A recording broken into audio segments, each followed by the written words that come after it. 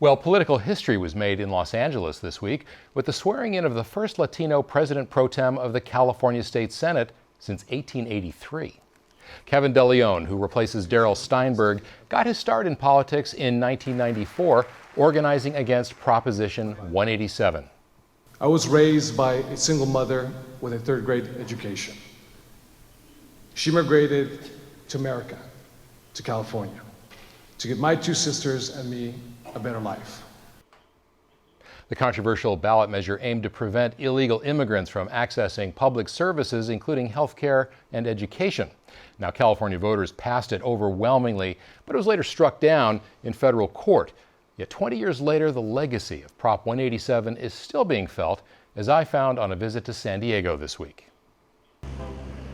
Barrio Logan, a blue-collar San Diego neighborhood sandwiched between the freeway and shipyards, is where Kevin DeLeon grew up. Today, it's represented in the state assembly by Democrat Lorena Gonzalez.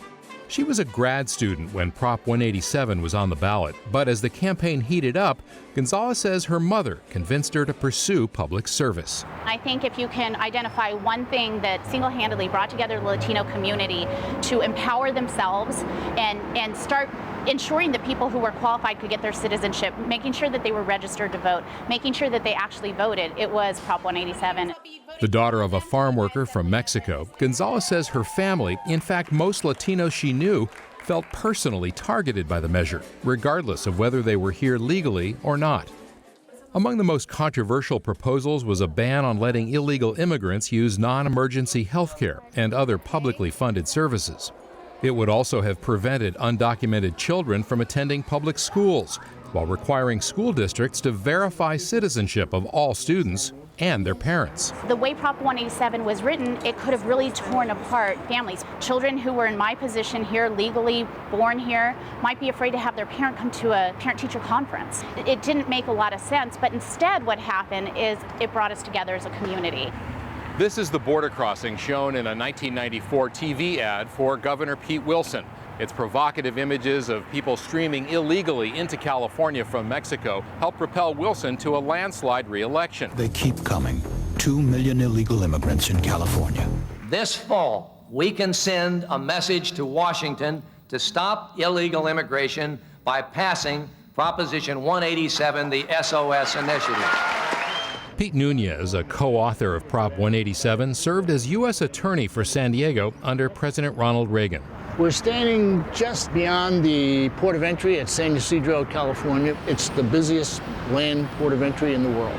20 years ago, most of what you see here today wasn't here then because it was overrun by illegal immigrants. There was no fence, there were no lights, there were no cameras. So it really served as sort of the focal point for everything that was wrong with our immigration policy. Nunez says the measure tapped into public anger over illegal immigration.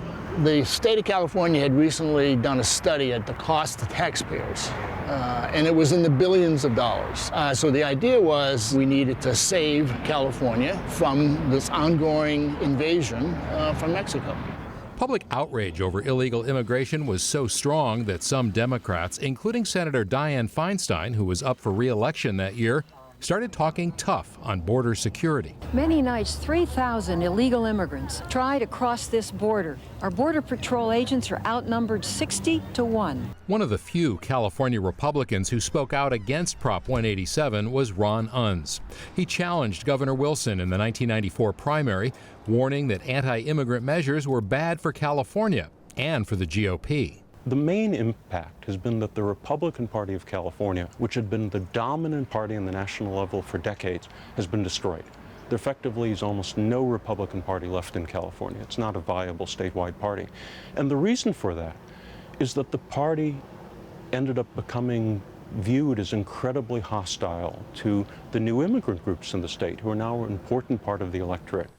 Stanford political science professor Gary Segura studies Latino voting trends. Let's remember that what Prop 187 did was it authorized state workers to withhold government services from anyone they suspected of being an undocumented alien.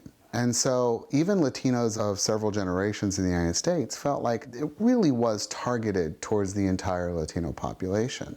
Segura points out that before 1994, Latinos and other immigrant groups often split their votes between Republicans and Democrats. But the fear Prop 187 provoked changed all that. As a consequence, people mobilized. Latinos started registering to vote. Latinos got very active. After the 1994 election, the federal courts invalidated most of Prop 187, so it was never enforced. But 20 years later, the issue of illegal immigration still sparks strong feelings in California. This summer, demonstrators protested the large number of unaccompanied minors entering the U.S. illegally from Central America. We don't want you here! Angry crowds in Murrieta, just north of San Diego County, blocked a bus with undocumented women and children heading to a government processing facility. It was a reminder that public concern over illegal immigration still lingers, says Republican activist Dolores Chavez Harms. We have this high influx of kids that are coming from Central America, and Prop 187 was primarily to prevent state funds for covering public welfare for the illegal immigrants into the state. Things have gotten worse. Illegal immigration is worse.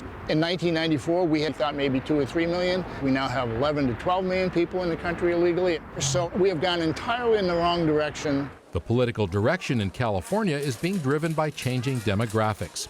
This year, Latinos edged past non-Hispanic whites as the single largest race or ethnic group in California. And voter attitudes have changed too.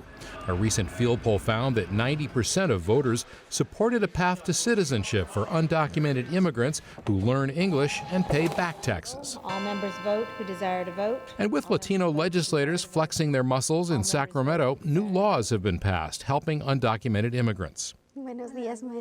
At the San Jose office of the nonprofit Siren, staff attorneys advise clients on how to navigate the new legal landscape. One new law allows undocumented immigrants to get a driver's permit starting in January. And young people who came to the U.S. illegally can obtain work permits without fear of deportation.